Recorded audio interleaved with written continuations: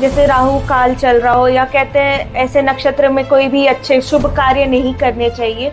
करोड़ों नियम है, जिन नियमों के अंदर हमारे जीवन शैली एक स्वस्थ सुखी कैसे जी सकते हैं उसके हिसाब से इंसान को, जो आम आदमी है, उन्हें क्या जीवन का मंत्र अपनाना चाहिए? सिर करके साउथ में पैर करेंगे तो आपकी एनर्जीज पूरे रात्रि में घट जाएंगी और सुबह आप ऐसे उठेंगे जैसे सुकून ही नहीं है, थकान ही है, जबकि आपको ताजगी मिलनी चाहिए।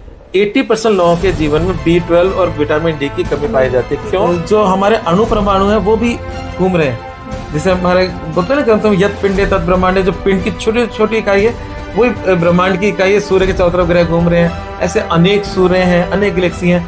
बिल्कुल वो सारा मॉडल जो है वो सूक्ष्म से अंत तक सब में एक गति और गति का एक संगीत है।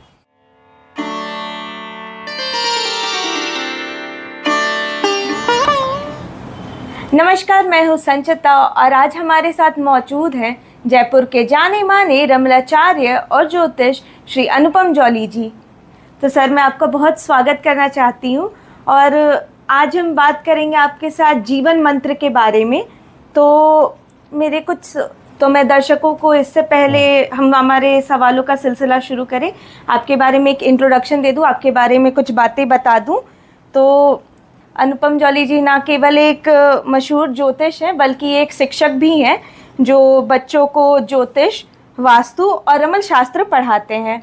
इसके साथ साथ इसके अलावा ये international school of astrology and divine sciences के संस्थापक अध्यक्ष भी हैं। इनने 2 किताबें लिखी हैं जो लोगों में बहुत ज़्यादा मशहूर है, जो कि है रमल ज्ञान और इंडियन जियोमेट्री। तो सर, आपका मैं फिर से एक बार बहुत बहुत स्वागत करती हूँ हमारे शो में। धन्यवाद। तो जैसे हम देखते हैं लोगों के जीवन में आजकल बहुत सारी दिक्कतें भी आती हैं, लोग बहुत तो अध्यात्म पे भी वो भरोसा करते हैं, अपने समय पे भी वो भरोसा करते हैं।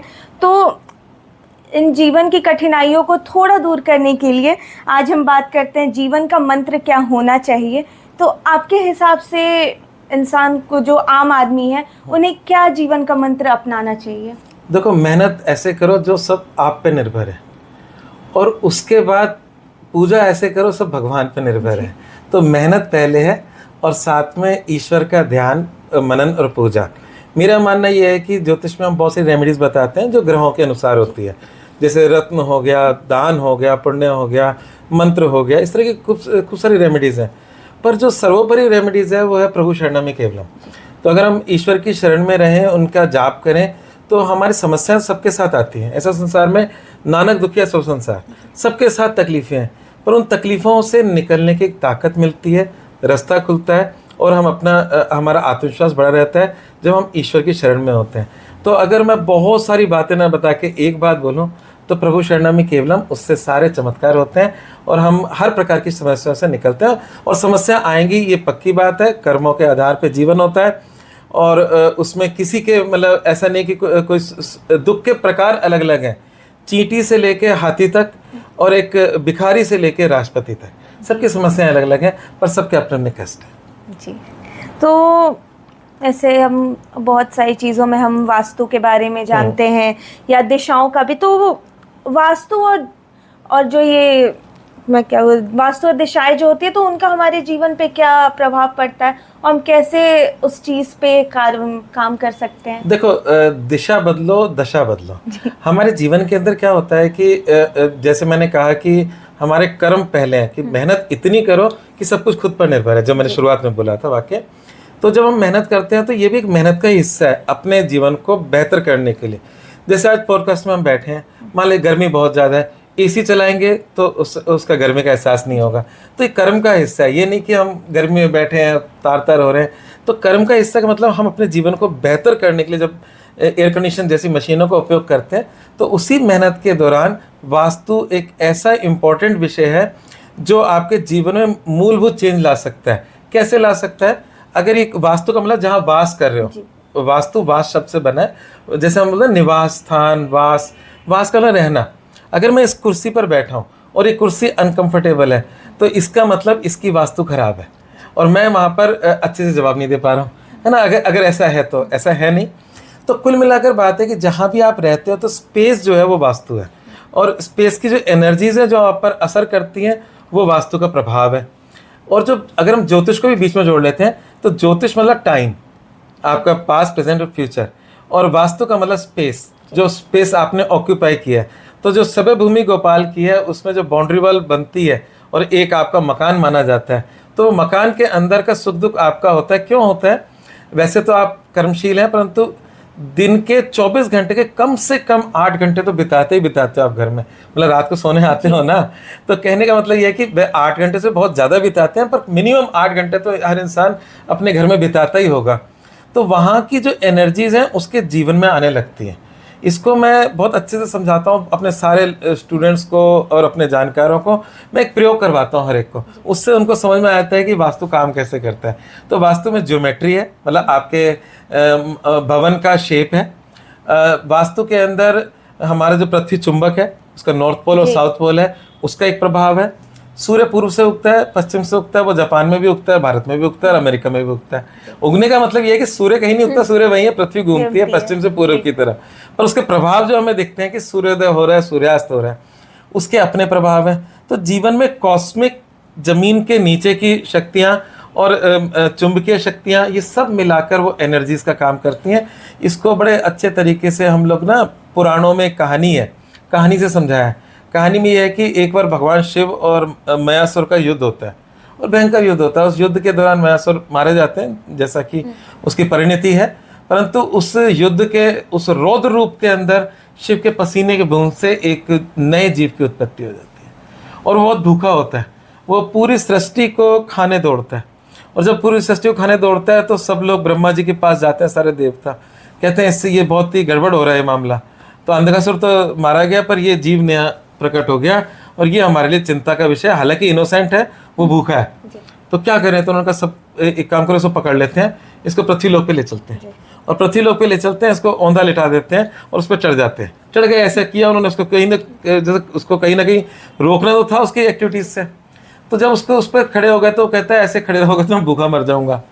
तो ब्रह्मा जी ने आशीर्वाद दिया, जो मध्य में खड़े थे, जिसे ब्रह्मस्थल बोलते हैं आप लोग, तो उन्होंने आशीर्वाद दिया कि जो आपके अनुसार ना हो उसका भक्षण कर लेना, उसको खा जाना। इसका मतलब क्या, इसको समझाता हूँ। 45 देवता थे, 45 तरह की एनर्जीज हैं हमारी इस जमीन पे। जब बाउंड्री वॉल बनती है तो 45 एनर्जीज होती हैं, उनको अगर आपने सेटिस्फाई कर दिया तो हम वास्तु के अनुरूप हो, और अगर हमने सेटिस्फाई नहीं किया तो वास्तु के अनुकूल हो। सेटिस्फाई करने का मतलब आप प्रकृति के अनुकूल हो, और सेटिस्फाई नहीं किया तो आप प्रकृति के विपरीत काम कर रहे हो, और प्रकृति के विपरीत चलोगे तो नुकसान होगा। जैसे आपको बताता हूँ, पूरा जो संसार है वो सुर में है। आप सोचो सुर का मतलब कैसे, एक नाद के अंदर है। तो ईश्वर की कहते हैं ओम से, ओम मुख्य नाद है जिससे पूरा संसार रचा गया। तो ये जो हमारे अणु परमाणु है वो भी घूम रहे हैं, जैसे हमारे बोलते हैं ना ग्रंथों में यत पिंडे तत् ब्रह्मांडे, जो पिंड की छोटी वो भी घूम रहे हैं। जैसे हमारे बोलते हैं ना ग्रंथों में यत छोटी इकाई है, वही ब्रह्मांड की इकाई है। सूर्य के चारों तरफ ग्रह घूम रहे हैं, ऐसे अनेक सूर्य हैं, अनेक गैलेक्सी हैं। बिल्कुल वो सारा मॉडल जो है वो सूक्ष्म से अंत तक सब में एक गति और गति का एक संगीत है। तो संगीत में सब कुछ चल रहा है। तो संस्कृत में सुर का एक मतलब देवता भी होता है, और जो सुर में नहीं है वो कौन हुए? असुर। तो अगर हम वास्तव के अनुरूप नहीं हुए तो हम आसुरिक जीवन जी रहे हैं, असुरों का जीवन जी रहे हैं, और असुरों के जीवन में सुख नहीं है। सुख सुर के अंदर रहने में है, मतलब प्रकृति के अनुसार है। आज हम पेड़ काट रहे हैं, उसका परिणाम देख रहे हो आप। जो हम उत्तराखंड के अंदर आए, जो हमारे इतना भीड़ पहुंच जाती है और वहाँ पर प्लास्टिक फेंक रही है, सब कुछ कर रही है, प्राकृतिक आपदाएं आपके सामने आ रही है। जो हमारा जो मतलब महंगे पहले परफ्यूम होते थे उसमें गैस होती थी और उससे ओजोन परत बिगड़ रही थी, और ऐसी बहुत सारी हमारी एक्टिविटीज़ हैं, उससे ओजोन परत खराब हो रही है। तो हम एक तरह से प्रकृति के खिलाफ काम कर रहे हैं। वास्तु है प्रकृति से जुड़ने की, उसमें पेड़ों की वैल्यू भी है, पेड़ पौधों की वैल्यू है। हमारे घर में कौन कौन से पेड़ पौधे होने चाहिए जो हमें पॉजिटिविटी देते हैं। हमारी मैं जहाँ से शुरू हुआ था ना, वो बात अटक ही गई, उसको पूरा कर देता हूँ। वो था ज्यामितीय का एक अनुभव कराता हूँ, वो अनुभव मैं आपको अभी कराऊंगा, इसी वक्त कराऊंगा, और जो सुनने वाले हैं सबको अनुभव कराऊंगा कि वास्तु कैसे काम करता है। तो अगर आप जस्ट एक अनुभव करो और अपने से मुझे जवाब देना। आज अभी छत को देखो, ये छत जो है ये करीब होगी 10-11 फीट की होगी शायद ऊंचाई पे, जो एक स्टैंडर्ड होता है। इमेजिन करो ये छत 3 फीट नीचे आ जाती है, अभी इस समय जितनी ऊंचाई है उससे 3 फीट नीचे है, कैसा फील करोगे? बहुत बंद बंद फील होगा, या कहना घबराहट थोड़ी होती है बंद होने पे, थोड़ी ठीक, अचरंभन आपने सा कहा घुटन, होगा। घबराहट, जी। बंद बंद फील होना, ये आपने बोला। बाकी सबका भी ऐसे ही मन करेगा उत्तर देने में, जब हम महसूस करेंगे तो। अब दूसरा महसूस करो, ये छत 3 फुट ऊंची है, तो कैसा फील करोगे? मतलब थोड़ा खालीपन फील होगा, या फिर वो देख के थोड़ी पॉजिटिव एनर्जी, थोड़ा स्पेस लगेगा, ऐसा लगेगा कि हाँ बहुत अच्छा उत्तर दिया, स्पेस। कहने का मतलब खुलापन। तो ऊंची छतें खुलापन दे रही है, नीची छतें क्या दे रहे हैं? आपको घुटन। और मान लीजिए कोई व्यक्ति नीची छत में ही रह रहा है, कोई उसको मृत्यु तो नहीं दे रहा है, परंतु उसके जीवन के अंदर एनर्जीज बिगड़नी शुरू हो जाएंगी धीरे धीरे धीरे धीरे, और वो उसकी लाइफस्टाइल में आने लगेंगे। और लाइफस्टाइल में वो जल्दी क्रोधी, गुस्से वाला, चिड़चिड़ा स्वभाव का अजीब सा व्यक्तित्व हो जाएगा, जब वो ऐसी एनर्जी में रोज जिएगा तो, है ना। हमें नहीं पता, अगर ये 3 फुट नीचे होते हम इसी में पॉडकास्ट कर रहे होते हैं, हमें पता भी नहीं चलता, पर इसका असर हम पर पड़ता है। जैसे एक एग्जांपल देता हूँ, पृथ्वी का चुंबकीय नॉर्थ पोल और साउथ पोल है, तो हमारे शरीर में क्या है? हमारे शरीर में 75% जल है। इस पृथ्वी पर क्या है? 75% जल है। पृथ्वी का 25% में ही जमीन है जिसमें हम लोग रहते हैं। और हमारी दिक्कत क्या है ग्लोबल वार्मिंग में? हमारे हिमालय जैसे या यूरोप में एल्प्स पर्वत हैं, वो उनका ऊंचाई कम हो रही है और समुद्र का तल बढ़ रहा है, तो हमारे रहने की जगह लिमिटेड हो रही है। शरीर के अंदर भी 75% जल है, और साथ में जल जो है रक्त के रूप में, रक्त में हीमोग्लोबिन, हम लोग एक शब्द इस्तेमाल करते हैं, white blood cells, red blood cells, इस तरह की बातें जो एनाटॉमी की, जो हमारे साइंस की होती हैं, पूरे शरीर में रक्त बह रहा है। और जहाँ तक रक्त का सवाल है, अगर आप एनीमिक हो जाओ तो क्या करोगे? डॉक्टर के पास जाओगे, डॉक्टर आपको क्या देगा? आयरन। वो कहेगा ये कैप्सूल है, आयरन के कैप्सूल है। वो कहेगा पालक खाओ, पालक में आयरन होता है। ऐसे वो बहुत सारी चीज़ें आपको बताएगा कि आप अनार खाओ, आयरन, अनार में आयरन होता है, आयरन से ब्लड बनता है। तो कहीं ना कहीं हमारे शरीर में रक्त कणों में आयरन कण भी हमारे शरीर में चल रहे हैं। और पृथ्वी एक चुंबक है, और चुंबक का लोहे से, आयरन से क्या संबंध है आप लोग सब समझते हो, तो इसको थोड़ा सा समझते हैं। ये जो हृदय है वो हमारे मस्तिष्क के नज़दीक है। अगर हमारे मस्तिष्क में सप्लाई बंद हो जाए, तो बिल्कुल जैसे सीपीयू होता है ना कंप्यूटर का, वो बंद हो जाए तो फिर शरीर, तो ये शरीर भी बंद हो जाएगा। तो यहाँ पर हमारा जो शरीर चलता है, उसमें जो सबसे मुख्य भूमिका है वायु तत्व की है। अगर गला घोट देंगे तो इंसान मर जाएगा।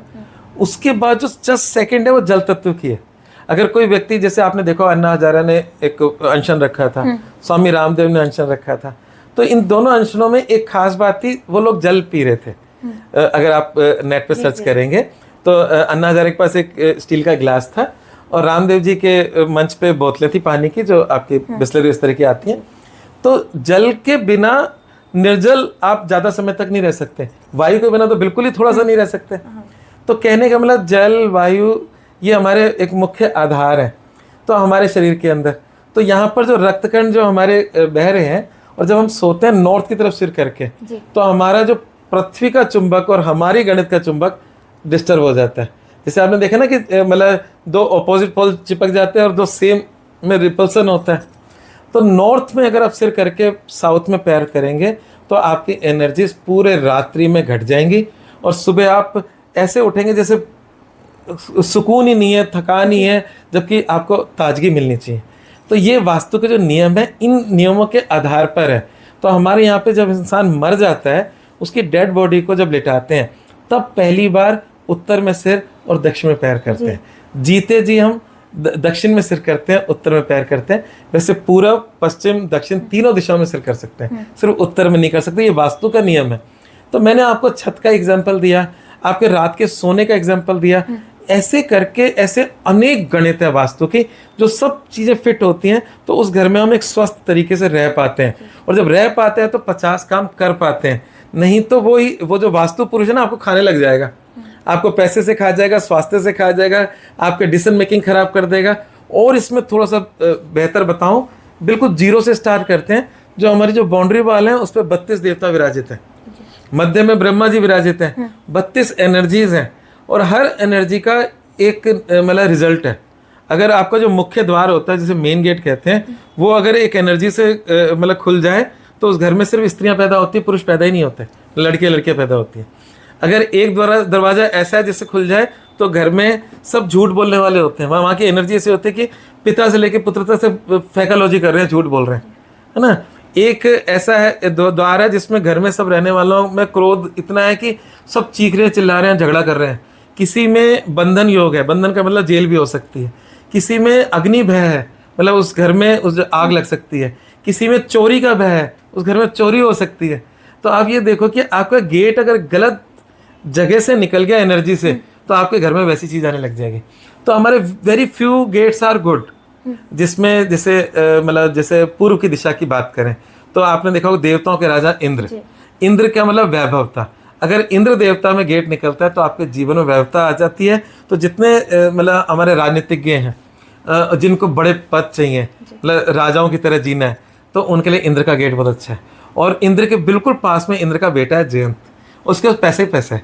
अगर जयंत से गेट निकल जाए तो खूब पैसा है आपके जीवन में। ऐसे ही आपके उत्तर में एक भल्लाट नाम के देवता है, उनसे अगर गेट निकल जाए तो पैसा और पुत्र सुख दोनों है। ऐसे अगर दक्षिण में आप देखो, साउथ फेसिंग को लोग बुरा मानते हैं पर वहां के भी अरबपति मिलेंगे आपको साउथ फेसिंग। अगर ग्रहचत नाम के देवता का गेट निकल जाए तो वो लोग मतलब पैसे से भरे हुए होते हैं, खूब समृद्धि होती है, धन समृद्धि, पैसा, परिवार सुख, संतान सुख सब मिलता है उनको। और ऐसे ही अगर हम पश्चिम बचा है मेरे ख्याल से, बाकी 3 दिशाएं तो हमने बता दी। पश्चिम दिशा में पुष्पदंत नाम के देवता हैं, उनका अगर गेट निकल जाए तो वैभवता मिलती है। परंतु बाकियों में कुछ ना कुछ गड़बड़ है, और कुछ ना कुछ गड़बड़ है तो फिर क्या होता है कि कभी कभी कुछ ऐसे लोग होते हैं जिनमें 2 से 3 देवता गेट में होते हैं, तो उसमें कुछ अच्छाई कुछ बुराई मिक्स मिल रहे होते हैं। तो जब तक आपको वास्तु का ज्ञान नहीं है, उस गणित से अगर आपका कैलकुलेशन से बना हुआ मकान नहीं है, तब तक आपके जीवन के अंदर वो जो गड़बड़ है, वहाँ जहाँ जहाँ सुर बिगड़ के असुर बन रहा है ना, वहाँ सब कुछ गड़बड़ हो जाएगी। तो 5 तत्वों का पूरा महत्व है। इन 5 तत्वों को बड़े अच्छे से समझाता हूँ, आपको समझ में आएगा। हमारी 5 ज्ञानेंद्रियाँ, आंखों से हम देख रहे हैं और हमारे पॉडकास्ट को खूब सारे लोग देखेंगे, कानों से सुनेंगे ये ज्ञान। तो आंखें हैं, कान है, यहाँ से खुशबू है, जीभ में टेस्ट है। तो हमारी 5 ज्ञानेंद्रियाँ जिससे हम किसी चीज़ का ज्ञान करते हैं, और ये 5 ज्ञानेंद्रियाँ 5 तत्वों से जुड़ी हुई हैं। तो हमारे संसार में अगर एक तत्व जो था वो था आकाश तत्व। उस आकाश में क्या है? वही परम तत्व, आवाज, साउंड, ओम, जिसे मैंने कहा साउंड है। फिर उसमें साउंड का मतलब आपके कान, फिर उसके बाद आता है वायु, मतलब वो सबसे सूक्ष्म तत्व है, मतलब माइक्रो। अब माइक्रो से मैक्रो तरफ चलते हैं, थोड़ा सा भारी तत्व की तरफ चलते हैं। तो अगर हम वायु की बात करें तो वायु में 2 चीजें आ जाती हैं, उसमें आता है स्पर्श और क्या आता है? साउंड। साउंड और स्पर्श दोनों में आ गया, मतलब आपके ठंडी हवा, गर्म हवा, स्पर्श फील होता है। इसके बाद तीसरा आता है अग्नि। अग्नि में एक तीसरी चीज आती है आकार, जो हमें आंखों से विजुअल होता है ना। क्या ध्वनि को आप आंखों से देखते पाते हो? मेरी आवाज दिख रही है आंखों से? नहीं, वो सुन रही है ना। तो ऐसे ही मतलब हवा जो है वो आंखों से दिख रही है, चारों इस पूरे कमरे में हवा है, नहीं दिख रही। पर जैसी आग है उसमें स्पर्श भी है। आग में हाथ डाल के देखना, बड़ा मजा आएगा। मतलब स्पर्श पता लग जाएगा। उसमें एक रूप है और उसमें ध्वनि भी है। तो ध्वनि, रूप, अब जैसे जैसे मैक्रो में आएंगे उसमें एक चीज एड ऑन होती चली जाएगी। तो अब अग्नि के बाद क्या आता है? आपका जल तत्व। जल तत्व में रूप भी है, ध्वनि भी है, उसमें स्पर्श भी है ना। गर्म पानी, ठंडा पानी, किसी प्रकार का स्पर्श है, पानी में हाथ डालो स्पर्श का पता चलता है। और साथ में एक नई चीज आती है, टेस्ट। टेस्ट बिना जल के नहीं हो सकता। जीभ पे जैसे आप टेस्ट बल्ब कहते हो, जब आप डालते हो तो आपके जीभ के कुछ मतलब लिक्विड्स, जैसे लार कह सकते हो, कुछ भी कह सकते हो, उसके द्वारा हमें टेस्ट, हमारे शरीर को पता चलता है। तो यहाँ पर टेस्ट आ गया। अब अंतिम तत्व है पृथ्वी तत्व। पृथ्वी तत्व में एक चीज और जुड़ जाती है इन चारों के अलावा, वो है गंध, स्मेल, है ना। तो कहने का तात्पर्य यह है कि हमारी 5 ज्ञानेंद्रियां 5 तत्व हैं। इन 5 तत्वों का समायोजन ही वास्तु है। तो वास्तु में ये बहुत छोटी बातें बता रहा हूँ, चुंबकीय है, सूरज का उगना, उगते सूरज को सब नमस्कार करते हैं, है ना, पर डूबते सूरज को करता है? नहीं करता। पर आप लोग करते हो साल में एक दिन, छठ में सूर्य के हर रूप की पूजा होती है, सिर्फ डूबते की नहीं, उसके उगते सूरज की भी होती है, हर रूप की होती है। तो साल में सिर्फ एक ही दिन दिया, बाकी दिन तो नहीं दिए। तो हम जो सूर्य को जल चढ़ाते हैं, उगते सूरज को जल चढ़ाते हैं। अब सूर्य को आप देखो, जो पौराणिक कहानियों में देखते हैं कि 7 घोड़ों के रथ पे सवार है सूर्य। तो आप प्रिज्म पे जब सूर्य की किरणें पड़ती है तो कितने रंग मिलते हैं? निकलते हैं 7। बारिश में जब धूप खिली होती है तो आपको रेनबो दिखता है 7 रंगों का। पर उस 7 के अलावा भी कुछ छुपी हुई तरंगें होती हैं, इंफ्रारेड, अल्ट्रावायलेट, ये सब भी होती हैं। उनमें कुछ लाभकारी है, कुछ अच्छी नहीं है। तो हम लोग जब सुबह उठते हैं और सूर्य को जब जल चढ़ाते हैं, जो सूर्य किरणें हमारे शरीर पर पड़ती हैं, उससे विटामिन डी हमारे शरीर में बनता है। और आपको आज एक रहस्योद्घाटन करता हूँ। हमारे भारत में ड्रेसेस क्या है? पुरुषों की धोती और ऊपर एक अंगोछा, एक कपड़ा जिसको आप कैसे भी ढक लो, है ना, सिला हुआ कुछ नहीं है। अच्छा, आज हम जीन्स पहनते हैं, जीन्स मैं भी पहनता हूँ, है ना, वो महीने भर तक कोई नहीं धोता। धोती रोज जल में, नदी में डुबोई, वो उसको सुखाई और पहन ली, डेली धुलती है। मतलब धोती में एक जो नियम है, स्नान के साथ ही उसका धोने का कार्य भी हो जाता है। चलो, ये कहानी नहीं सुनानी थी मुझे, मैं दूसरी बात पे आना था। महिलाओं की ड्रेस क्या है? साड़ी। महिलाएं की साड़ी उनके पूरे शरीर को ढक कर रखती है, परंतु उसमें एक कस्टमाइज चीज है जो पुरुषों के लिए तो है ही है, महिलाओं के लिए भी है। साड़ी में क्या कस्टमाइज है? वो अपनी नाभि को ओपन भी कर सकते हैं, ढक भी सकते हैं। अब इससे सूत्र निकलता है, जब हम सूर्य को जल चढ़ाते हैं तब नाभि ओपन होनी चाहिए। जल की धारा के सामने से सूर्य की किरणें हमारी नाभि में पड़नी चाहिए, और जब नाभि में पड़ती है तब आपके जीवन में एक पॉजिटिविटी आती है, और वो पॉजिटिविटी आपके जीवन को मतलब डिप्रेशन से भी बाहर निकालती है। कैसे आती है? नाभि से तो हमारा जन्म हुआ है, माँ से क्या, कहाँ से जुड़े होते हैं? नाभि से। सभी चीजों का संबंध नाभि में है। तो हमारे चक्रों में इसे मणिपुर चक्र कहते हैं। और ये जो अभी ये इतनी लंबी कहानी पर वास्तु से संबंधित नहीं है, पर वास्तु इसमें जरूरी है। मतलब सूर्य का उगना और सूर्य का अस्त होना वास्तु के अंदर नियमगत है। इसको दूसरे तरीके से बता रहा हूँ।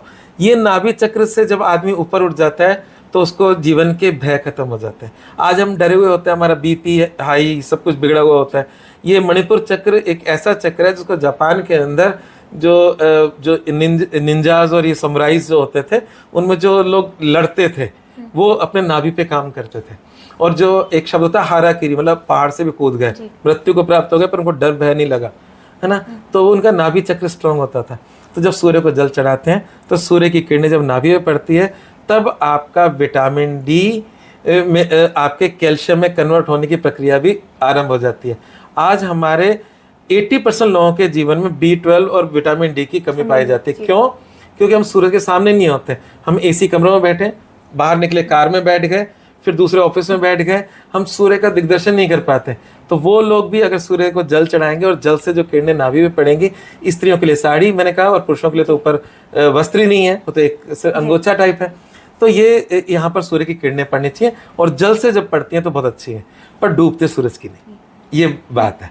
तो हमारे वास्तु के अंदर जो नियम है, जो मैंने कहा सूर्य में रहने का नियम, पूर्व दिशा को हम खुली रखते हैं जिससे सूर्य की किरणें आए, और जब पश्चिम और दक्षिण है उसको हम ऊंचा और भारी कर देते हैं, मतलब कंस्ट्रक्टेड कर देते हैं, जिससे डूबते सूरज की किरणें अंदर प्रवेश ना करें।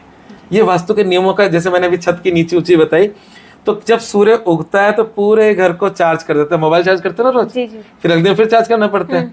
पूरी रात उसकी डिस्चार्जिंग चलती है, सुबह फिर चार्ज करने आ जाता है। ठीक है। तो कहने का तात्पर्य यह है कि ऐसे बहुत मैं सरल बातें बता रहा हूँ, मैं इंसान की जिंदगी से जल, कपड़े, ये सब बता रहा हूँ। अगर मैं इसको बोलूँ तो पूरा जीवन छोटा पड़ जाए, इतने मैं सरलता से बता रहा हूँ। परंतु वास्तु के ऐसे करोड़ों नियम हैं जिन नियमों के अंदर हमारे जीवन शैली एक स्वस्थ सुखी कैसे जी सकते हैं, वो सारी चीजें हैं। और इसके जो आचार्य थे वो भी मतलब कौन थे? वेदों में 4 वेद तो आपने सुने, 4 वेदों के उपवेद हैं। उनमें एक उपवेद है स्थापत्य वेद, मतलब आर्किटेक्चर, और वहां से वास्तु आता है। तो विश्वकर्मा हमारे पहले वास्तुशास्त्री हैं। रावण के ससुर साहब मयासुर, वो वास्तुशास्त्री हैं। अब पता नहीं इस पॉडकास्ट से लोग कहेंगे कि पता नहीं क्या क्या बताते हैं, सही है गलत है, पर मेरा मानना है, इसलिए मैंने बोल दिया कि मेरा मानना। कल को कोई कहे ये गलत बता रहे हैं, सही बता रहे हैं। मेरा मानना है कि जो साउथ अमेरिका है वहां पर एक शब्द आता है माया सभ्यता। वो माया सभ्यता मयासुर से बनी है। और वो अभी वहां पर आप नेशनल ज्योग्राफिक और इनमें देखेंगे तो वहाँ पर उसका स्कैनिंग किया उन्होंने, उस ज़मीन का, लैंड का, उसकी खुदाई की, वहाँ पिरामिड निकले। तो जो आपको मिस्र पिरामिड दिखते हैं, बिल्कुल पिरामिड आपको साउथ अमेरिका में मिले हैं, और वो बाकायदा खुदाई से निकला, और बड़ा एक अलग ही जीवन शैली वहाँ निकल रही है। तो और वहाँ पे माया कैलेंडर, जैसे कहते हैं ना, सभ्यता इतने साल में अंत हो जाएगा, माया कैलेंडर ने बताया, ये वही माया सभ्यता है। और मेरा मानना, बिलीफ है कि वो मायासुर ने बसाया था, जो रावण के ससुर थे, और उनका ग्रंथ है मैं मतम, उसमें पूरा वास्तु है। ऐसे अनेक ग्रंथ हैं, और सबसे लेटेस्ट ग्रंथ जो मुझे बहुत प्रिय है वो है राजा भोज का लिखा हुआ ग्रंथ सम्रांगण सूत्रधार, उसमें पूरा वास्तु है। और आपको और एक मजेदार बात बताता हूँ, आप सबके लिए मजेदार बात बताता हूँ कि सम्रांगण सूत्रधार का जो पहला अध्याय है उसमें बड़े तरीके से, जैसे मैंने भी आपको मत्स्य पुराण की कहानी सुनाई मयासुर और शिव की, उसमें एक अलग तरीके से है। ये जो पृथ्वी है, उसको राजा बलि को कहा कि इसके यहाँ पर मतलब आप पूरा करो, पर पृथ्वी उससे नाराज हो गई और वो गाय बनकर ब्रह्मा जी के पास शिकायत लगाने गई। पीछे पीछे बलि भी गए, ये उसमें आया। और वो कहती है कि ये गलत तरीके से मेरा दोहन कर रहा है, मतलब दोहन का मतलब गाय से दूध निकालते हो ना आप, तो ऐसी पृथ्वी से आप तेल निकाल रहे हो, खनिज निकाल रहे हो, पृथ्वी में कचरा डाल रहे हो, है ना, पानी में कचरा डाल रहे हो, तो ये इसका मतलब आप उसका उपयोग तरीके से नहीं कर रहे। तो वो शिकायत ब्रह्मा जी को गाय ने लगाई, मतलब गाय रूप में पृथ्वी ने लगाई। ये सिंबॉलिक है सारी बातें, जैसे 45 देवता हैं, वो एनर्जीज मैंने बताई। और जब ब्रह्मा जी ने कहा नहीं ये बात गलत है, तो उन्होंने कहा नियमों से चलोगे तो ये पृथ्वी सुरक्षित रहेगी। तो फिर वो जो नियम है वो वास्तु के नियम है। तो इस प्रकार से ऐसे असंख्य नियम है, नियमों से अगर हम चलते हैं तो एक स्वस्थ सुखी जीवन जी सकते हैं, जिसमें हमारे जीवन में सब प्रकार के सुख मिल सकते हैं। तो ये स्वास्थ्य देता है, सुख देता है, इनडायरेक्टली पैसा देता है, जो हमारे जीवन के लिए जरूरी है। जी चलिए, तो बहुत सारी चीज़ों का इस समय अपनी दादियों से, नानियों से सुनते आ रहे, जो वर्षों से प्रथाएं चलती आ रही हैं, कि जैसा कि आपने भी कहा कि हमें पूर्व दिशा में बैठ के या फिर नॉर्थ की तरफ पैर रख के, साउथ की तरफ सर रख के सोना चाहिए। सिर्फ बहुत सारी चीज़ें कहते हैं, चंद्र ग्रहण में खाना नहीं खाना चाहिए, या सूर्य ग्रहण हो उस टाइम कोई भी भोजन नहीं करना चाहिए। साइंस भी बाद में इसे बताता है, क्योंकि रेडिएशन उस टाइम बहुत हाई होते हैं। तो कई बार जैसे राहु काल चल रहा हो, या कहते हैं ऐसे नक्षत्र में कोई भी अच्छे शुभ कार्य नहीं करने चाहिए, तो अगर कोई भी अगर उसमें कार्य किया जाए तो उसमें क्या प्रभाव पड़ जाता है, या ऐसा क्यों कहते हैं कि इन कार्यों में समय में काम नहीं करने चाहिए? देखिए, हमारे ज्योतिष का एक पार्ट है मुहूर्त विज्ञान जी, और वो बहुत पावरफुल विज्ञान है। और उस पावरफुल विज्ञान का मतलब ये है कि जब हम कोई कार्य कर रहे हैं, जो थोड़ी देर पहले मैंने वास्तु से जोड़ा था कि सुर में रहने से हमारा जीवन है, असुर होकर हमारा जीवन नहीं है। ऐसे ही प्रकृति के जो नियम है, ये समझिए कि ये सूर्य और ये समझ लीजिए चंद्रमा है, और ये चंद्रमा और सूर्य यहाँ 0 डिग्री पर है, इसका अलग अमावस्या है। अब ये इससे दूर जा रहा है, 12 डिग्री पे मतलब प्रतिपद है, फिर द्वितीय है, तृतीय, जब बिल्कुल 180 डिग्री पे आ गया तो पूर्णिमा है, फिर पूर्णिमा से कम होते होते घटते घटते हमारे अमावस्या हो गई। तो चंद्रमा की कलाएं बदल रही हैं प्रतिदिन, तो उनका एक विशेष महत्व है। ये जो वार है, क्योंकि यहाँ बताना बहुत कठिन है, मैं स्टूडेंट्स को पढ़ाता हूँ, वारों का जो नियम है वो बहुत साइंटिफिक है, और वो हमारे भारतीय ज्योतिष में 5000 साल पहले पुराने ग्रंथों में, वैदिक भाषा और शास्त्र ऐसे ग्रंथों में दे रखा है।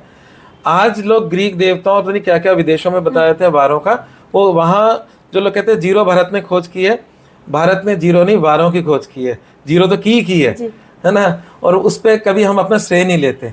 तो आज अगर मंगलवार है तो आज सूर्योदय पे पहले मंगल की हो रहा थी, होरा शब्द का 1 घंटे को बोलते हैं। हमारा दिन 24 घंटों का होता है, 24 होराएं होती हैं, और जब 24 हो रहा होता है तो होरा से शायद आवर शब्द बना हो अंग्रेजी का मे बी, पर हम उसे होरा बोलते हैं। तो कहने का मतलब यह है कि प्रत्येक घंटे ग्रह बदलता है, क्योंकि सूर्योदय के कालीन जो होरा होती है वो मंगल की हो रहा है, और ये जो होरा का जो क्रम है पृथ्वी से हमारे ग्रहों की दूरी का क्रम है। मतलब जो शनि जो है वो सबसे दूर है, तो शनि के बाद बृहस्पति, बृहस्पति के बाद आपका मंगल, मंगल के बाद ऐसे करके शुक्र, फिर सूर्य। तो वो जो क्रम है जो पृथ्वी से ज्यादा समय लेते हैं ग्रह, जो सबसे ज्यादा समय लेता है, उस क्रम को हम होरा क्रम बोलते हैं। और वो होरा क्रम से ऑटोमेटिकली सनराइज पे, आज मंगल की हो रहा थी इसलिए मंगलवार है, कल बुध आएगा, बुध की हो रहा होगी सनराइज पे इसलिए वो बुधवार होगा, पूरा गणित से है। तो जब पूरा संसार एक गणित से चल रहा है तो उस गणित के कुछ नियमों को अगर हम अपने जीवन में जोड़कर काम करेंगे तो उसमें सफलता के चांसेस ज्यादा हो जाते हैं। ये मैं नहीं कह रहा कि मतलब 100% सफलता मिलेगी, परंतु सफलता के चांसेस बेहतर हो जाते हैं। इसको छोटे से एग्जाम्पल की तरह बताता हूँ। जैसे इसको मुहूर्त से नहीं बता रहा पर जनरल बता रहा हूँ। मैं यूरोप में कई बार घूमने अनेकों बार गया हूँ। तो वहाँ क्या होता है, हम लोग नॉर्मली जाते हैं गर्मियों के सीजन में, बर्फ के सीजन में नहीं जाते, ठीक है ना। तो वहाँ पर जब हम सड़कों पे जा रहे होते हैं तो खेत खलियान होते हैं, और खेत खलियान में वो चारे के बड़े बड़े गोले बने हुए होते हैं। तो हम पूछते हैं क्यों बना रखे हैं गोले गोले, जगह जगह पड़े मिलते थे। मैंने अपने साथी से पूछा तो उसने कहा ये तो हमारा रोज का काम है। हम जब बर्फ गिरती है तब पशुओं के खाने के लिए कुछ नहीं बचता, ये उस समय काम आते हैं। तो हम गर्मी के सीजन में इनको कलेक्ट करके इसका स्टोरेज करते हैं, और सर्दी के सीजन में उन पशुओं के लिए, गायों के लिए ये खाने का काम आता है। तो इसका मतलब हमने प्रकृति के नियमों के अनुसार अपनी व्यवस्था कर ली। मूर्त भी प्रकृति के नियमों के अनुसार वो व्यवस्था है जिसमें सक्सेस जाने के चांसेस हैं। अगर चारे को व्यवस्थित ना करें तो सर्दियों में क्या होगा, पशुओं के लिए चारा नहीं होगा, खाने के लिए कुछ नहीं होगा। तो अपने जीवन को बेहतर बनाने के लिए ये कुछ मतलब हमारे एस्ट्रोनॉमिकल या हमारे ऐसे नियम हैं, उन समय पे किए कार्य लाभकारी होते हैं। जैसे वेदों में 15 मुहूर्त दिन के और 15 मुहूर्त रात के बताए, वो आजकल ज्यादा लोग नहीं जानते, पर उसमें एक मुहूर्त सब लोग जानते हैं। वो मुहूर्त है अभिजीत मुहूर्त, जो दोपहर 12 बजे के आसपास आता है। उसमें कोई भी काम करना श्रेष्ठ कहलाता है। तो हमारे जीवन में मतलब अभिजीत मुहूर्त के अंदर कोई भी काम कर सकते हैं। तो ये भी बड़ा चमत्कारिक है, 12 बजे के आसपास। तो भगवान राम का जो जन्म हुआ वो दिन के अभिजीत में हुआ, और जो भगवान कृष्ण का जन्म हुआ वो रात्रि अभिजीत में हुआ। अब अभी जन्माष्टमी आने वाली है, और जन्माष्टमी हम रात्रि की अष्टमी मनाते हैं, भगवान मतलब झांकी सजाते हैं, करते हैं, क्योंकि रात्रि अभिजीत मतलब रात्रि 12 बजे के आसपास उन्होंने जन्म लिया। भगवान राम ने सुबह दिन के वक्त जन्म लिया। तो इसका एक महत्व है, मतलब दोनों का अभिजीत में जन्म हुआ। हालांकि कुंडलियां उनकी बहुत परल पराक्रमी और बहुत शानदार है, वो तो हमारे ग्रंथों में लिखी हुई है, पर हर मुहूर्त का एक महत्व है। वो समय हमें आशीर्वाद देता है और उससे हमारे काम सफलतापूर्वक होते हैं। इस की जो गणित है उसमें 5 चीजें उसके मेन इंपॉर्टेंट इंग्रेडिएंट है। जैसे पंचांग का मतलब 5 अंग, वही 5 अंग हमारे मुहूर्त में चलते हैं। तिथि मतलब जो मैंने अभी चंद्रमा से दूरी की तिथि बताई, वार जो मैंने अभी बताया कि बहुत इंपॉर्टेंट है। फिर हो गया नक्षत्र, चंद्रमा जिस नक्षत्र पे होता है वो बहुत इंपॉर्टेंट है। हर नक्षत्र की एक क्वालिटी है। तिथि, वार, नक्षत्र, योग और करण। ये योग और करण और तिथि, ये तीनों सूर्य की अलग अलग दूरियां हैं। मतलब एक तिथि के 2 करण बन जाते हैं। तो आपने सुना होगा कभी कभार राखी का त्योहार आता है तो उसमें कहते हैं भद्रा तो नहीं है, लोग पूछते हैं। अब ये भद्रा कुछ नहीं है, करण है। करण मतलब में एक उसको बोलते हैं विष्टिकरण, और हमारे पौराणिक कहानियों में शनि की बहन है विष्टि, और वो कामों में अड़चने पैदा करती है, तो हम शुभ काम उसमें टाल देते हैं। तो इस प्रकार के वो जो समय आते हैं हम उसको उपयोग करें। पर एक अच्छी बात यह है कि हमारे यहाँ पर ये जो मुहूर्त की बात आपने मुझसे पूछी है, इसके बारे में बता दूं, हमें निरंतर मेहनत करनी चाहिए, मुहूर्त नहीं देखना चाहिए, परंतु कार्य की शुरुआत में इसको देखा जाता है, फिर आपके कंटिन्यूटी में नहीं देखा जाता। आज आपका पॉडकास्ट राहु काल में शुरू हुआ या नहीं हुआ, इस मतलब ये अगर हम रेगुलर पॉडकास्ट करते हैं तो कोई दिक्कत नहीं है, पर हमने काम ही आज शुरू किया है तो पहला काम राहु काल या किसी बुरे काल में नहीं करें, फर्स्ट शुरुआत को ही मुहूर्त लेते हैं।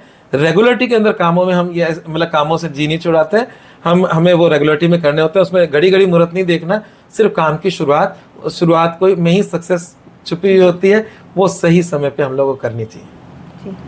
तो मगर क्या हर व्यक्ति का जो जीवन मंत्र होता है वो उनके लिए अलग होता है, उनके कार्य के अनुसार? बिल्कुल अलग होता है। देखिए, कोविड में मेरा एक दोस्त और उसकी पत्नी दोनों को कोविड हुआ, फर्स्ट वेव थी, और एक को मतलब उसकी जो पत्नी थी उसको क्लोरोक्विन, दोनों को क्लोरोक्विन दी, पत्नी को उसके कुछ नहीं हुआ, पर जो हस्बैंड था उसको तबीयत बिगड़ गई उससे, फिर उन्होंने उसको एजिथ्राल दी। तो 2 पुरुष हैं, एक रोग है, मतलब पुरुष के पति पत्नी की बात कर रहा हूँ मैं तो, और मेरी दोस्त की बात कर रहा हूँ, किसी और की नहीं कर रहा है। एक की दवाई थी एजिथ्राल, एक की थी क्लोरोक्विन, उससे वो दोनों ठीक हुए।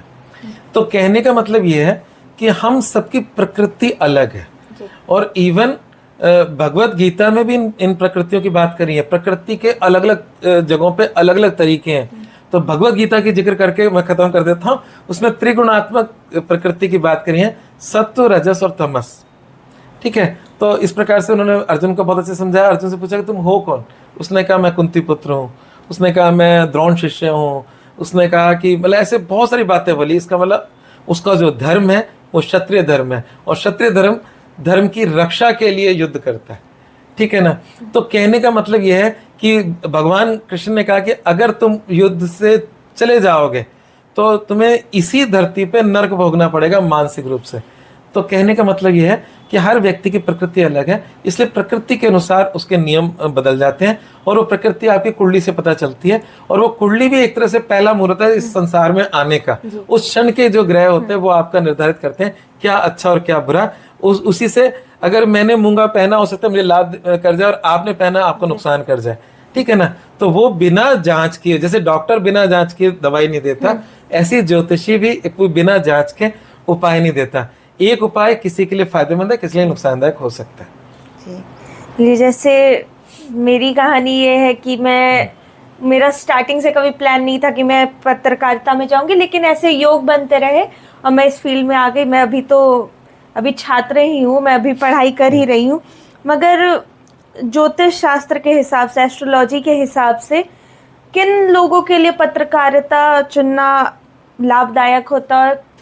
ऐसे क्या योग होते जो उनमें फायदा कर सके उन्हें? बुध ग्रह को हम नॉर्मली पत्रकारिता का मानते हैं। बुध का मतलब कनेक्टिंग पीपल, बुध का मतलब लेखन, बुध का मतलब जर्नलिज्म, बुध का मतलब मैथमेटिक्स। तो बुध जो है वो एक सारे ग्रहों में सबसे टीनेजर ग्रह है वैसे तो, है ना। तो अगर कपिल शर्मा शो है तो वो भी बुध है, हंसी ठट्टे में भी बुध आ जाता है। अच्छा, किसी लाइजनिंग की बात करें, दोनों को जोड़ने की बात करें, उसमें बुध आ जाता है।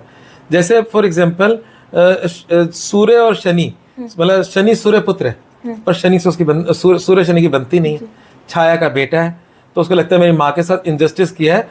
कहने का मतलब यह है कि जहां सूर्य होगा वहां छाया नहीं होगी। तो शनि और सूर्य में दुश्मन नहीं है। ये जो बुध महाशय है, ये शनि के साथ भी सहज है, सूर्य के साथ भी सहज है, तो ये मध्यस्थता कर सकते हैं, ठीक है ना। तो कुल मिलाकर बात है कि बुध एक ऐसा ग्रह है जिसका संबंध वाणी से है। तो अगर हम पॉडकास्टिंग के द्वारा पब्लिक तक जा रहे हैं, ये भी बुध है। तो और जो आपका जो आईटी है, पॉडकास्टिंग है, यूट्यूब बिजनेस है, ये बुध है। मतलब हम लाखों लोगों तक जुड़ पा रहे हैं उसके माध्यम से। तो आज का सोशल मीडिया भी बुध है, अखबार भी बुध है क्योंकि वो न्यूज़ को पहुंचाती है। तो इन सब में बुध बहुत इंपॉर्टेंट ग्रह है। तो ज़्यादातर मैं पिछले 15 साल से एफएम में मेरा प्रोग्राम आता है, और रेडियो सिटी 91.1 पे, और पूरे राजस्थान में जाता है। तो वो प्रोग्राम में मेरे आरजेस होते हैं, उनको किसी ने देखा नहीं होता, सबने उनकी आवाज़ सुनी होती है, आवाज़ से उनको पहचान रहे होते हैं। तो आवाज़ में वाणी को हम बुध से जोड़ते हैं। तो लेखन और वाणी, जब लेखन और वाणी दोनों ही आ गया तो ये सारे के सारे क्षेत्र बुध में है। तो आपके करियर के अंदर बुध अच्छा हो, पराक्रम में बुध अच्छा हो, इनकम हाउस में बुध अच्छा हो, या किसी भी प्रकार से आपकी कुंडली में करियर को लेके की प्लैनेट अगर बुध बन रहा हो। हाँ, सिर्फ बुध से सिर्फ एक काम नहीं होता। हमारे जीवन में मतलब सुई से लेकर हवाई जहाज तक अनगिनत करियर हैं। तो ये बुध एक इंसान को कंसल्टेंट भी बनाता है जो बोल के कमा रहा है। तो जैसे मैं एस्ट्रो कंसल्टेंट हूँ, तो उसमें मैं बोल के कमा रहा हूँ। एक व्यक्ति गणित कर रहा है, उसमें भी बुध है। तो परंतु आपके जो पूरा सेंटर है उसमें बुध ही काम करेगा। मास कम्युनिकेशन में बुध इम्पोर्टेंट है। एक बड़ा ही थोड़ा अध्यात्म की तरफ चलते हैं। तो मैं ऐसे बहुत से लोगों को जानती हूँ जिन्होंने वो पहले कॉर्पोरेट वर्ल्ड में रहे, उन्होंने बहुत सालों तक काम किया, मगर धीरे धीरे क्या आपके ये अचानक से आध्यात्मिक तरफ झुकाव बढ़ा और वो सारी चीज़ें छोड़ के अध्यात्म की तरफ चले गए, स्पिरिचुअलिटी को फॉलो करने लगे। कई लोग संन्यास ले लेते हैं इस तरीके से। तो ये अचानक से बदलाव उनमें कैसे आता है, और एक उनकी जन्म कुंडली है, उसका क्या प्रभाव इस पे पड़ता है? देखो, हमने करोड़ों जन्म लिए पहले, हम ऐसा मानते हैं, और करोड़ों जन्म में करोड़ों पाप भी किए और करोड़ों साधनाएं भी की। हर जन्म, कितने जन्म में पता नहीं कितने गुरु मिले होंगे, कितने कई बार अध्यात्म की तरफ भी गए होंगे, फिर वापस चले लौट गए होंगे, हमने साधनाएं भी की होंगी और पाप कर्म भी किए होंगे, सब कुछ किया होगा, ठीक है। तो कभी कभार क्या होता है कि क्योंकि हमारा जीवन जितना भी होता है उसको हमने दशाओं में उसको विभक्त किया है। 120 साल को विंशोत्ति दशा बोलते हैं, 120 साल की दशा, और हमारे जीवन खंड में वो दशा बदलती रहती है ना। सबका एक फिक्स रूल है, सूर्य 6 वर्ष का है, चंद्रमा 10 वर्ष का है, मंगल 7 वर्ष का है, राहु 18 वर्ष का है। ऐसे सबका नियम फिक्स है। केतु 7 वर्ष का है, शुक्र 20 साल का है, 19 साल का शनि है, ऐसे करके बुध 17 साल का है। तो हमारे जीवन में ये बदलाव आते रहते हैं और हमारा अल्टीमेट गोल जो है वो ईश्वर प्राप्ति है। मतलब हम करोड़ों जन्म ले चुके हैं और करोड़ों जन्म हो सकता है आगे भी लें, पर अंतिम जो गोल है वो ईश्वर प्राप्ति है। और क्योंकि जो हमारा अंतिम गोल ईश्वर प्राप्ति है, तो कभी कभी किसी पिछले पूर्व जन्म की साधनावश या किसी नए जन्म की क्रियामान कर्मों की प्रेरणावश हम कभी कभी अध्यात्म की तरफ टर्न हो जाते हैं। इसमें भी कुंडली में योग होता है, कभी कभार इस वजह से भी होता है, पिछले जन्मों का कारण होता है। कई बार जो आपने बोला अचानक से, कभी कभी केतु अचानक से लेकर जाता है, मतलब एक्सीडेंटली। मैं एक महिला को जानता हूँ जो हमारे परिवार से जुड़ी हुई थी, बहुत एक्सट्रोवर्ट थी, किटी पार्टीज और बहुत मौज मस्ती और बहुत अच्छा जीवन जी रहे थे, मतलब एक आर्थिक रूप से भी अच्छा। उनके 2 बेटे थे, मतलब उनमें से एक बेटे की डेथ हो गई, सडन डेथ हो गई अचानक से, छोटे बेटे की। बड़ा बेटा विदेश में था, छोटा बेटा अचानक से डेथ हो गई। हमने उनकी लाइफ में सडन चेंज देखा, उन्होंने दुनिया से नाता तोड़ लिया और उसके बाद बिल्कुल भक्ति में चली गई, वो कृष्ण जी की भक्ति में चली गई। और जिनको हमने वो रूप भी देखा था जो सिर्फ हंसी खुशी मौज मस्ती, मतलब वो इतनी एक्स्ट्रोवर्ट थी, जहाँ भी जाए महफिल में जैसे होता रंगत आ गई, ऐसी स्थिति थी उनकी। और वो उस समय बहुत एंजॉय करती थी। और आज वो इस समय यहाँ पे जयपुर में मकान बेच के वो वृंदावन में चले गए और वहाँ पे वो मालाएं बना रही हैं, है ना, वो दिन भर जाप कर रही हैं। तो हमने मतलब एक सडन चेंज देखा उनमें। तो केतु जब होता है वो कभी कभी मतलब एक्सीडेंटल चीजें देता है। कोई जीवन में एक ऐसा एक्सीडेंट होता है, वो बच्चे की डेथ अनायास नहीं, एक्सीडेंटल थी, मतलब वो उनके जीवन पे एकदम से मतलब 360 डिग्री चेंज कर दिया। तो ये कुंडली के अनुसार ही होता है, हर चीज कुंडली के अनुसार होता है। परंतु फिर भी हमारे जो क्रियामान कर्म जिसे बोलते हैं, जो अभी वर्तमान में जो हम निर्णय लेकर करते हैं, मतलब पिछले जन्मों के को तो भुगतना है अच्छे बुरे के रूप में, पर इस जन्म में भी तो नए कर्म कर रहे हैं और नए कर्म में हमारे दिमाग में विश्वास है, तो हम अपनी स्मृति सोच और उसके अनुसार अल्टीमेट गोल ईश्वर प्राप्ति है। तो वो जितना जल्दी इंसान उस तरफ चल ले वो अच्छा है। अगर मैं बात बताऊं तो आपका जो एप्पल के जो फाउंडर थे स्टीव जॉब, लास्ट अपने उम्र के समय पे वो बीमार रहने लगे थे और बीमार रहने लगे तो बिल्कुल स्पिरिचुअल हो गए थे। मतलब जिसने इतना वैभव देखा हो, आज आप देखो एप्पल कंपनी वर्ल्ड की बहुत बड़ी मोबाइल कंपनी है, पर अगर आप उनके जीवन का पढ़ोगे तो बिल्कुल स्पिरिचुअल हो गए थे। और उन्होंने मृत्यु से कुछ समय पहले एक पार्टी रखी थी और अमेरिका के सारे अमीर लोग वहां पहुंचे थे और मतलब जिनको मतलब था ना, मतलब नामी गिरामी लोग जिनके पास अकूत धन संपदा है, उनको ना लास्ट गिफ्ट क्या दिया था पता है आपको? उन्होंने योगानंद जी की पुस्तक है ऑटोबायोग्राफी योगी, आध्यात्मिक पुस्तक है, वो उनका लास्ट गिफ्ट था उन सब अमीरों के लिए कि यही लास्ट गोल है। तो ये जो आप जो कह रहे हो कि ऑल ऑफ सडन या धीरे धीरे या वक्त के साथ, तो इसमें कोई उम्र का बंधन नहीं है। नॉर्मली सोचते हैं कि बुढ़ापे में जाकर इंसान आध्यात्मिक हो जाएगा। आपको करोड़ों ऐसे एग्जांपल मिल जाएंगे जो बचपन से इसके अंदर चले गए, मतलब शिफ्ट हो गए, उनके जीवन में गोल रहा ही नहीं दूसरा संसारिक। और कुछ लोग अपने बुढ़ापे में गए, कुछ मिडिल एज में गए। तो सबका जो सिस्टम है ना, उस समय एक वक्त आता है, अब उसमें ईश्वर आप पे छोड़ता है कि आपको निर्णय क्या लेना है। आपको प्रत्येक ग्रह आपको मतलब लेके जा सकता है। हमारे मतलब देखो, आपको छोटा सा एग्जांपल देके खत्म करता हूँ इस टॉपिक को। हमारे अंदर दोनों मतलब चीजें छुपी हुई हैं।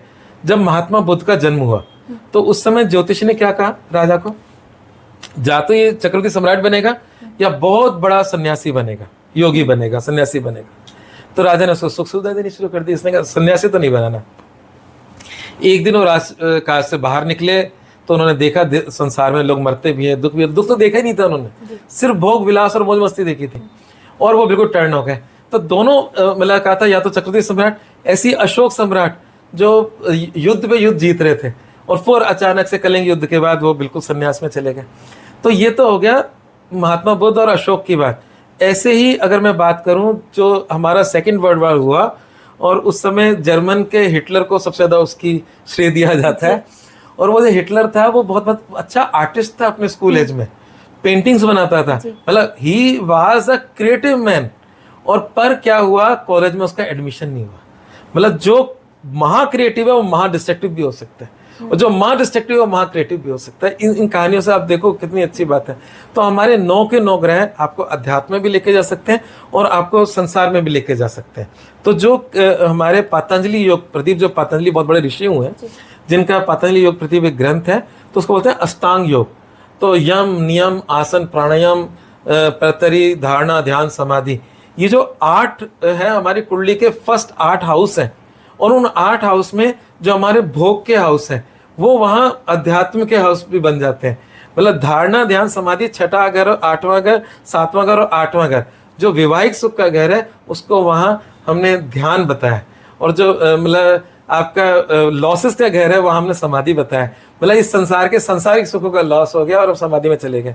तो कुल मिलाकर बात है कि हर आदमी के हाथ में है, वो उसको चूज उसको करना होता है।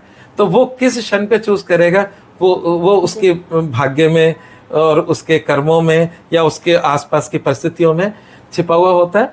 और हर एक की कुंडली में छिपा हुआ होता है ये भाव। बस वो है कि वो फर्स्ट मतलब वो आइस ब्रेक कब होगी वो इंसान पे निर्भर करता है। हर व्यक्ति पर अलग, किसी किसी नहीं करता, दिन भर वो पूरी जिंदगी पाप करते हुए मर जाते हैं।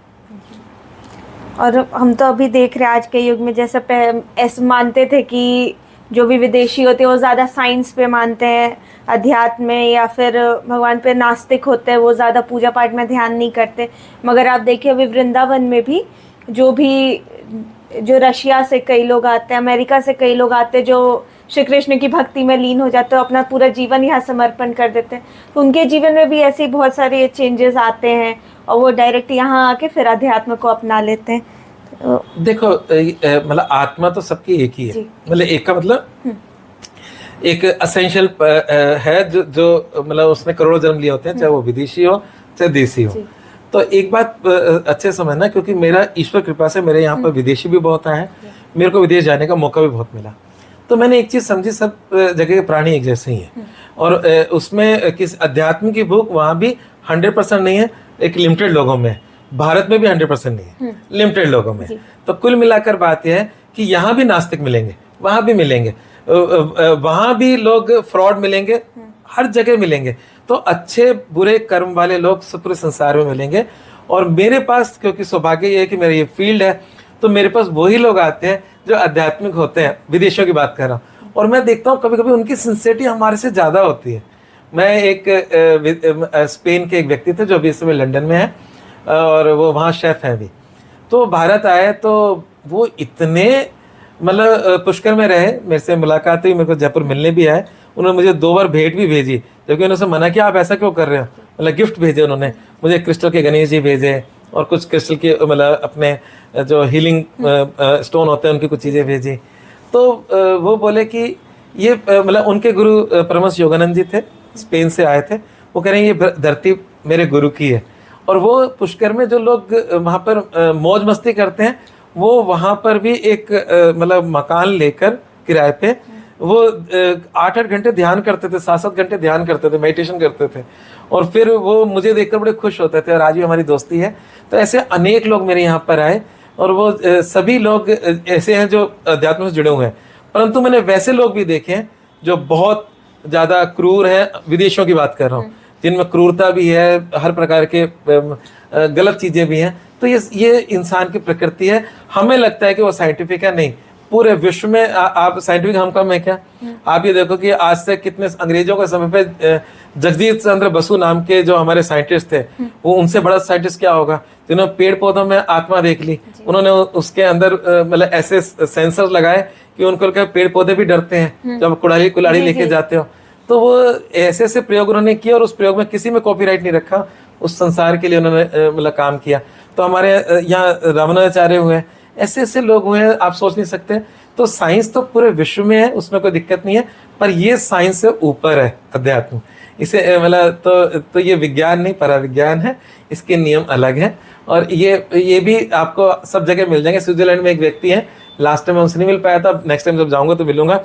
उन्होंने वहाँ पहाड़ पे शिवलिंग स्थापित कर रखे हैं और वहाँ पर अपना पूरा एक आश्रम बना रखा है। ऐसे आपको हर कंट्री में मिल जाएंगे।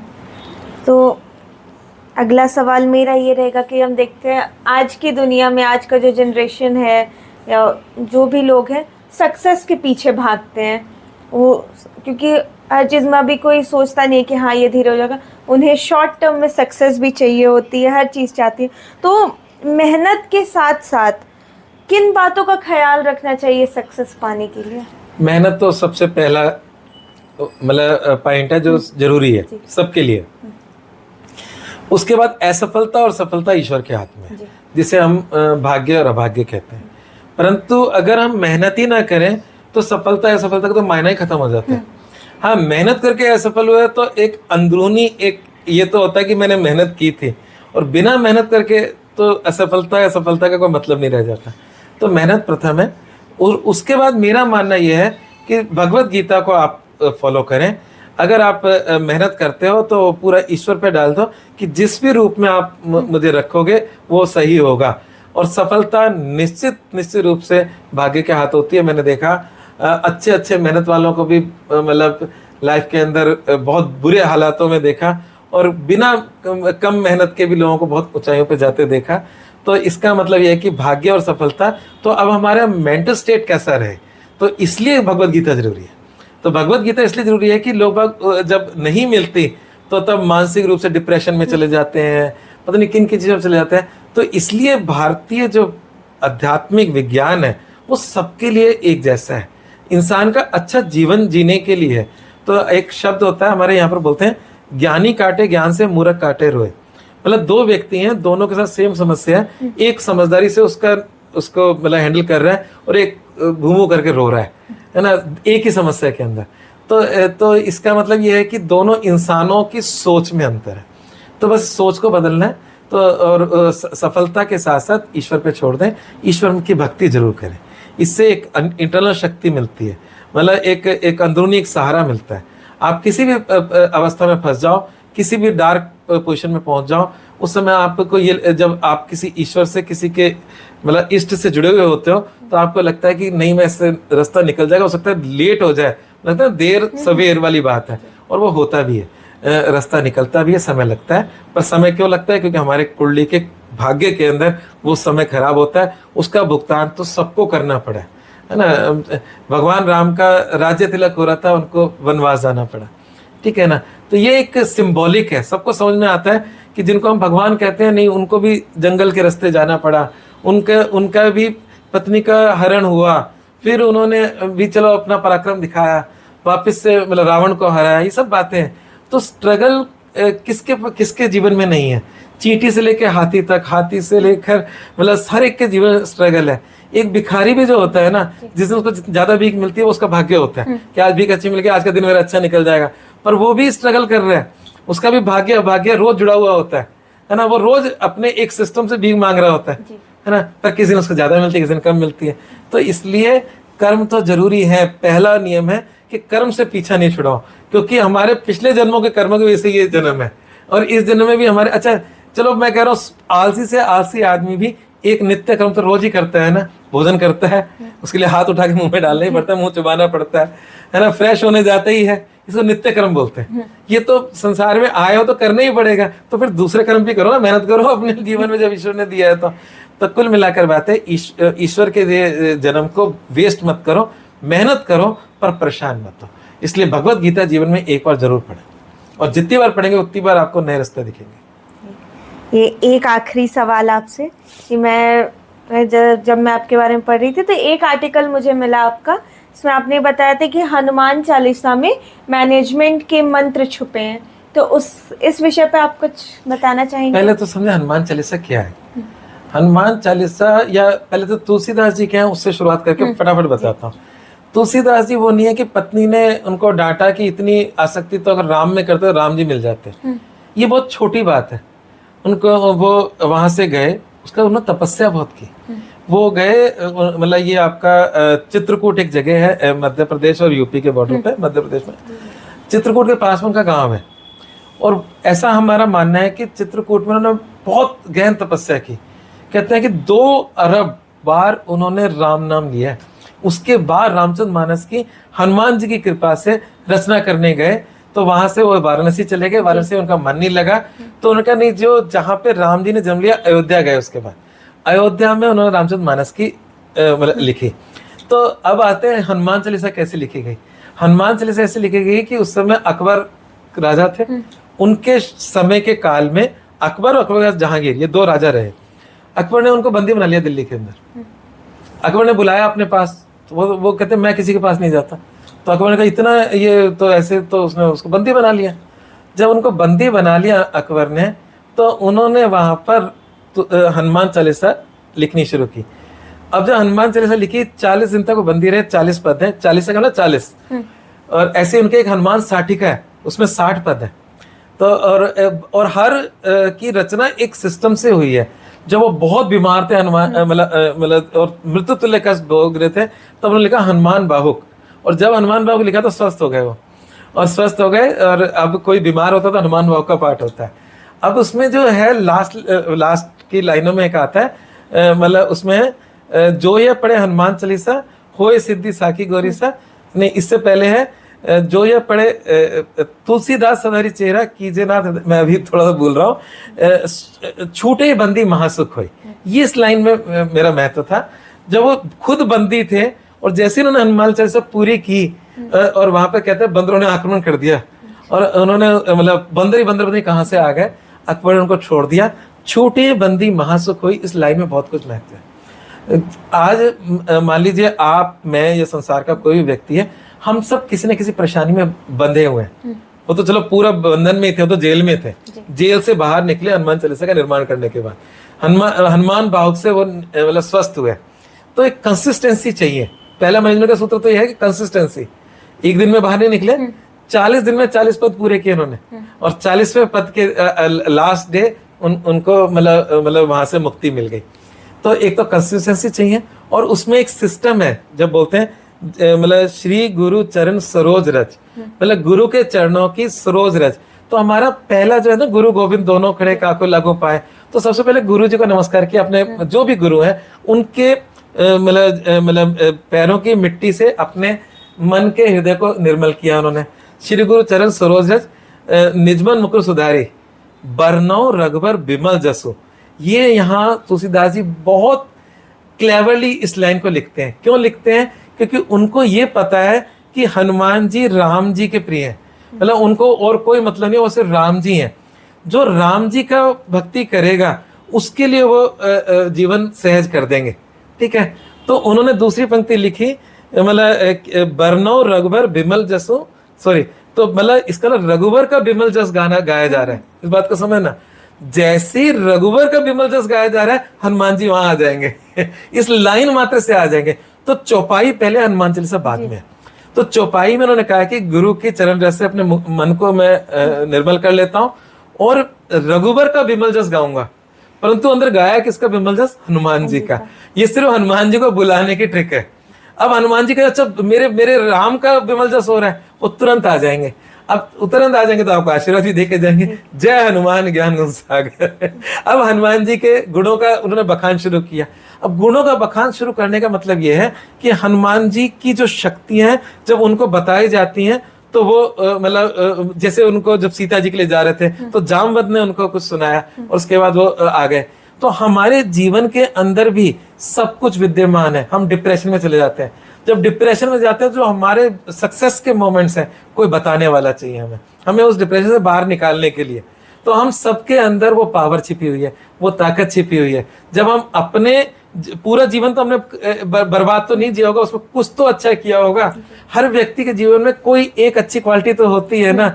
तो हमारे जीवन के अच्छे कारनामे आपको फिर आगे बढ़ने की शक्ति देते हैं। ऐसे करें तो अगर हम शुरू से चले एंड तक चले तो पता नहीं पूरा ब्रह्मांड ही आ जाएगा इसमें। बहुत सारे लोगों ने तो सूरज और पृथ्वी की मतलब जो दूरी का सूत्र हनुमान चालीसा से निकाल दिया, और जो बिल्कुल सत्य साबित होता है विज्ञान के उसके अंदर। तो हनुमान चालीसा सिर्फ हनुमान चालीसा नहीं है, बहुत 40 पद अपने आप में अद्भुत हैं, और इसमें भी कहीं ना कहीं मतलब हर बात के लिए हनुमान जी के शक्ति के साथ साथ अपनी समस्याओं का भी निराकरण है।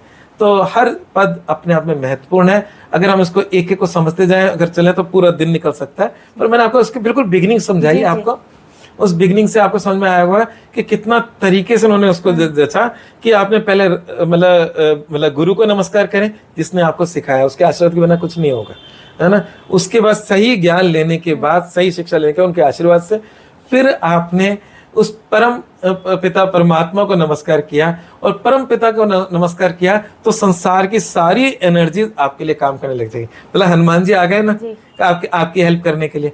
तो इस तरीके से ऊपर की 3 पंक्तियां अगर समझ जाओगे तो पूरा हनुमान चालीसा समझ में आ जाएगा।